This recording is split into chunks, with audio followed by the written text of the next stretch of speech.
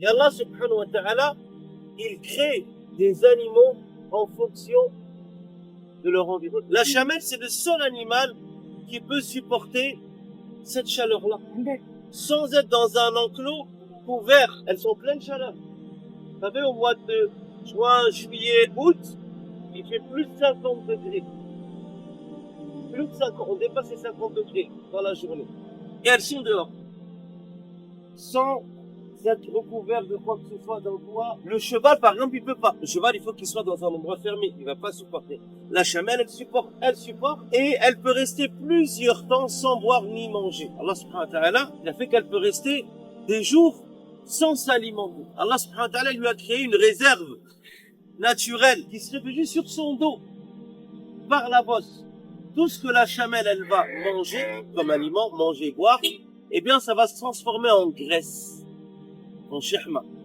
Et cette graisse, elle vient se réfugier sur son dos. Donc, plus la bosse est volumineuse, plus la chamelle, elle aura du stockage. Et le berger lui-même, il peut connaître le degré de satiété de sa chamelle, si elle a des réserves ou pas, en fonction du volume de sa bosse.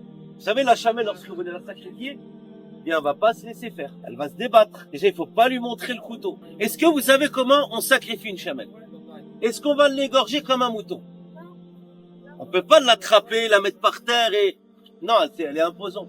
Comment on fait? On va l'attacher, bien sûr, on va attacher une jambe, pour pas qu'elle se débatte, d'accord? Mais on va faire ce qu'on appelle un nahar. Fasalli li rabbika wanhar. Pour les prix, ensuite tu vas sacrifier. On fait ce qu'on appelle un nahar. Un nahar, c'est quoi? C'est qu'on va poignarder la chamelle. Étant debout, elle est debout. Donc on va la poignarder, en fait, au niveau de sa jugulaire, ici. À cet endroit-là. Vous savez? C'est comme ici la jugulaire. C'est à peu près là chez nous. D'accord? C'est ici. Sans bien évidemment lui montrer le couteau.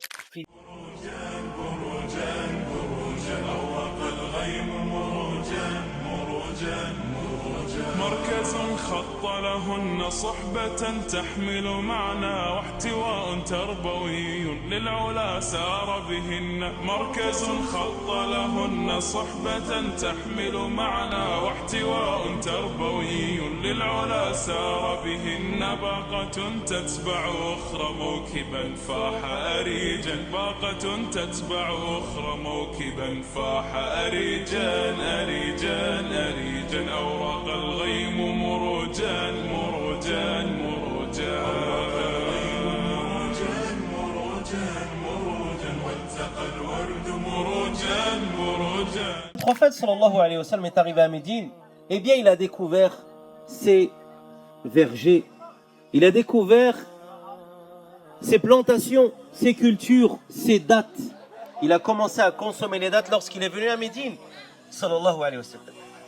Mais lorsqu'il était à Mecca, le prophète sallallahu alayhi wa sallam, eh bien, il faisait des rêves, des songes. On sait très bien que les rêves des prophètes, ils sont prémonitoires. C'est un des signes de la prophétie. Et il rêvait qu'il se trouvait au milieu de palmiers. Il se retrouvait au milieu de palmiers lorsqu'il rêvait, alors qu'il vivait en plein désert, aride. Mais il voyait ces images en rêve. Et lorsqu'il est arrivé à Quba, à Médine, eh bien, il s'est remémoré ses rêves qu'il faisait. Il a vu, en fait, réellement ce qu'il voyait en rêve. Donc, c'était un signe qu'Allah lui a donné. Lorsqu'il était à Mecca, il lui a dit, tu vas immigrer dans une terre. Et c'est Médine, dans une terre avec des palmiers. Et Médine avait mauvaise réputation. Enfin, du moins, Yathrib, avant qu'elle s'appelle Médine. Elle avait mauvaise réputation auprès des Arabes. Donc, elle avait ce nom-là de Yathrib, qui est péjoratif. Et Médine était connue à l'époque Yathrib pour sa fièvre. Et les Arabes disent attention, si tu vas à Yathrib, il y a la fièvre là-bas, attention. Effectivement, celui qui n'était pas acclimaté à l'environnement de Médine, au climat de Médine, et ben lorsqu'il venait à Médine, à Yathrib, et ben il tombait malade. Il tombait malade, il avait une sorte comme le paludisme, la malaria. Vous savez, là, une fièvre jaune.